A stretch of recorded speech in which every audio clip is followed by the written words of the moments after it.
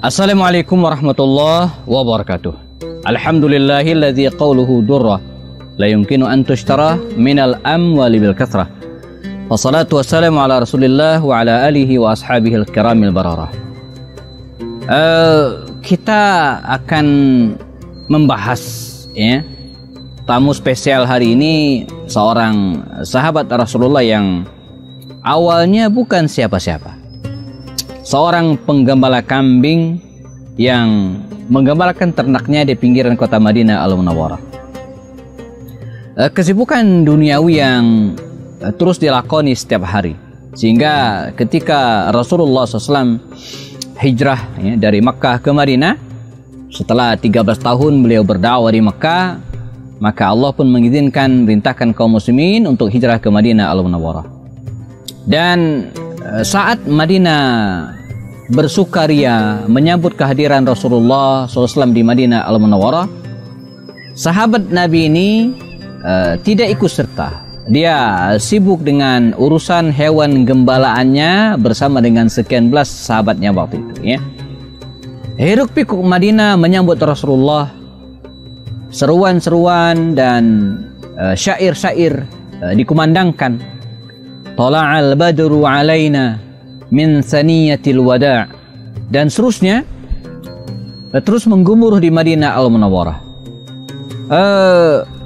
Uqbah bin Amir Al-Juhani, sahabat Nabi ini pun penasaran, siapakah yang datang, walaupun sebelumnya dia sempat mendengar desas-desus tentang akan datangnya seorang Nabi dari Makkah. Namun awalnya dia tidak mempedulikan hal itu. Namun pada akhirnya dia datang, dan kemudian datang di tengah keramaian orang-orang yang menyambut kehadiran Rasulullah SAW.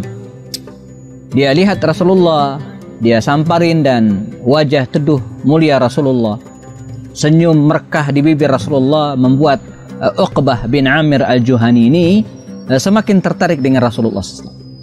Maka dia pun mendekat dan kemudian berbincang ringkas dengan Rasulullah SAW. Dan pada akhirnya, ya Rasulullah, ya Muhammad, baiat saya sebagaimana engkau telah membaiat para penduduk Madinah yang lainnya.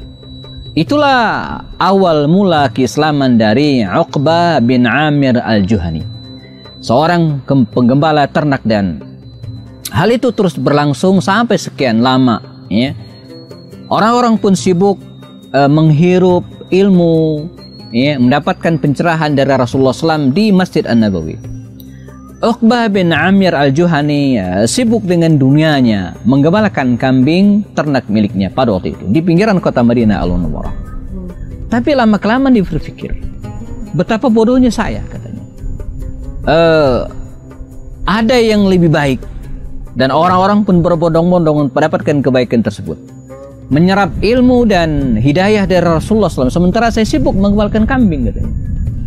Dia pun sadar, jamaah, dan dia pun mulai membagi waktunya, dan pada akhirnya dia lebih mengutamakan mendampingi Rasulullah SAW, menyerap ilmu dan Al-Quran dari Rasulullah SAW, sampai kemudian dia menjadi orang yang faqih. Nah, orang yang faqihu fid din, orang yang mengerti banyak hal. Bahkan dalam riwayat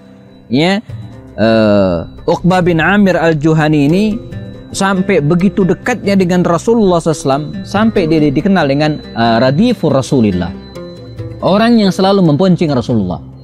Nah, ini pelajaran bagi kita jamaah dan teman-teman dimanapun berada, bahwa kehidupan dunia, kalau kita cari, dia tidak akan pernah habis.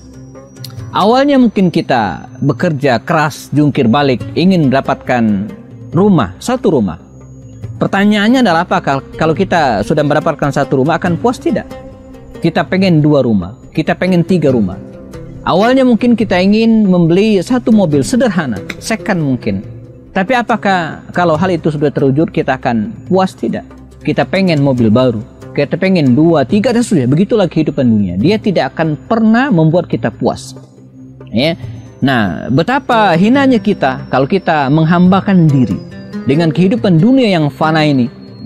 Sering sampaikan bahwa kehidupan dunia ini seperti yang di belakang saya ini, seperti ladang.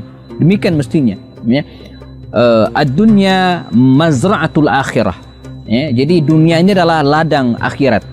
kita menanam di dunia ini kebaikan sebanyak yang bisa kita lakukan untuk bekal kita di akhirat. Ya. Kita jangan sampai sibuk ya, menanam tapi tidak kemudian membuat kita menabung untuk kepentingan akhirat kita. Uqbah bin Amir al-Juhani sadar bahwa menggembalkan kambing dan seterusnya tidak akan pernah habis. Dan Allah membimbingnya membersamai Rasul sampai kemudian dia menjadi orang yang sangat dekat dengan Rasulullah SAW dan menjadi ahli ilmu. Dia berhasil menjadi ahli baca Al-Quran dengan suara yang sangat fasih dan merdu. Dia juga menjadi ahli hadis, ahli fikih, bahkan ahli faraid yang menguasai ilmu-ilmu yang berhubungan dengan warisan.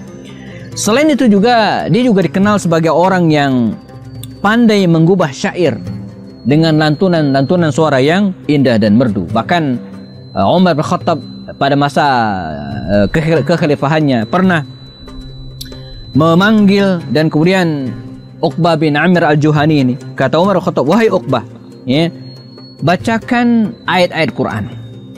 Iqra liyal Quran. Iqra liyal Quran. Bacakan kepadaku ayat Quran. Maka Uqbah bin Amir al-Juhani membacakan untayan-untayan ayat Quran di hadapan Sayyidina Umar Khattab. Sampai dikatakan Umar menangis terseduh-seduh. Keluar sedus dan ya, dari tenggorokan Umar tercekat. Ya, begitu luar biasa. Ya, bacaan seorang Uqbah bin Amir al-Juhani. Dan bukan hanya itu. Ya, dia bukan hanya seorang ahli ibadah, ahli ilmu, ahli baca Quran, tapi juga memadukan sikap ataupun perbuatan mulia yang lainnya, itu berjihad. Dalam sejarah, Uqbah bin Amir al-Juhani ini ya, dikenal sebagai penunggang kuda yang andal. Ya, Uqbah bin Amir turut serta dalam perang Uhud dan perang-perang yang lainnya, dan selain sering mengusulkan strategi perang, ya, dia juga seorang penunggang kuda yang sangat handal. Dia juga dikenal sebagai seorang pemanah yang jitu. Ya, jadi butuh kekuatan fisik jamaah ya untuk mengendarai kuda, dan butuh ketelitian dan kecekatan dalam melemparkan anak panah. Dan dua hal ini dimiliki oleh Uqbah bin Amir al-Juhani. Nah, bagaimanakah kisah Uqbah bin Amir al-Juhani ini? Ya, setelah Rasulullah SAW meninggal dunia, apakah dia stay di Makkah, di Madinah, atau membersamai pasukan Islam di berbagai medan jihad? Kita akan bahas setelah yang satu ini. Kita masih bicara tentang seorang sahabat Nabi, Uqbah bin Amir al-Juhani, seorang yang tadinya bukan siapa-siapa, seorang penggembala kambing, namun Allah mengangkat derajatnya dengan Islam. Ya, ini juga pelajaran bagi kita bahwa Islam ya, tidak menghinakan seseorang. Ya, ketika seseorang mendekati Islam, apapun statusnya, maka dia justru akan terangkat. Ini harus kita sadari. Ya, khiyarukum fil jahiliyati khiyarukum fil islami idza faqihu. Bahkan orang yang mulia di masa jahiliyah sebelum Islam, ketika dia masuk Islam dia akan menjadi mulia. Dan sebaliknya, ya, orang-orang yang bukan siapa-siapa, ketika dia mendekati Islam, maka Allah akan mengangkat derajatnya. Yarfa'illahu alladhina amanu minkum walladhina utul ilma darajat. Ini janji Allah. Allah akan mengangkat orang-orang yang berilmu dan orang-orang yang beriman, ya, beberapa derajat dibanding dengan yang lainnya. Jadi Allah mengangkat derajat seseorang bukan dengan hartanya, tapi dengan keimanannya. Ya, adapun harta dan jabatan serta yang lainnya itu hanyalah pondasi saja yang tidak bisa berfungsi apa-apa kecuali dengan keimanan.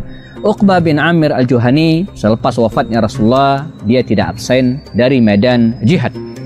Dia dikirim oleh Sayyidina Abu Bakar, Umar bin Khattab dan khalifah-khalifah setelahnya ke daerah Syam. Ya, ketika Amr bin As berhasil membebaskan negeri Mesir, ya, pada waktu itu dengan cara yang sangat soft, ya, Uqbah bin Amir juga ikut serta dalam penaklukan tersebut. Dan ada satu hal yang istimewa dari Uqbah bin Amir al-Juhani ini jamaah. Dia selain seorang pemanah yang ulung, ya, dia juga seorang yang pembaca Al-Quran, dan bukan hanya membaca, tapi juga menulis Al-Quran. Bahkan dikisahkan dalam sejarah, ya, ketika dia meninggal dunia di tahun 58 Hijriah, ini di masa pemerintahan Muawiyah bin Abu Sufyan. Ya, ketika dia meninggal dunia, dan waktu itu dia berada di daerah Mesir, dimakamkan di kaki bukit Al-Muqattam namanya di daerah Mesir. Selain meninggalkan warisan 70 busur anak panah diwariskan, ada satu lagi warisan yang abadi hingga hari ini ya. Apa itu? Uqbah meninggalkan sebuah warisan yang tidak ternilai harganya, sebuah mushaf hasil karya tangannya sendiri. Mushaf hasil tangannya sendiri, ditulis dengan tangan sendiri ya. Mushaf tersebut ya, berada di Universitas Al-Jami'ah Uqbah bin Amir Al-Juhani di Mesir. Ya, di akhir mushaf tersebut terdapat tulisan katabahu Uqbah bin Amir Al-Juhani. Ya, jadi di belakangnya ada keterangan bahwa mushaf ini ditulis langsung oleh Uqbah bin Amir Al-Juhani ya. Dan kalau riwayat penjelasan ini benar, wallahu alam, silakan teman-teman yang berkompeten melakukan penelitian lagi ya. Kalau benar, maka bisa jadi ini adalah mushaf terkuno gitu ya, yang paling kuno yang ada sampai hari ini. Ya, sebab yang beredar hari ini banyak di beberapa museum adalah mushaf peninggalan Utsman bin Affan. Ya, karena tapi ini tidak, lebih dulu lagi ditulis oleh seorang sahabat Uqbah bin Amir Al-Juhani ya. Nah, pelajaran penting bagi kita sebelum menutup kisah Uqbah bin Amir Al-Juhani ini jamaah, bahwa kita harus menjadi orang yang cerdas ya. Secerdas Uqbah bin Amir Al-Juhani, di mana dia rela meninggalkan hewan-hewan gembalaannya, ini urusan dunia, dan lari menuju Allah Subhanahu wa taala mendampingi Rasul sallallahu alaihi wasallam. Semoga kita bisa mendapatkan inspirasi dari kehidupan Uqbah bin Amir Al-Juhani ini, menjadikan dunia sebagai ladang bagi kita untuk akhirat kita insyaallah. Saya Happy Andi Bustami, kita ketemu lagi dalam seri berikutnya.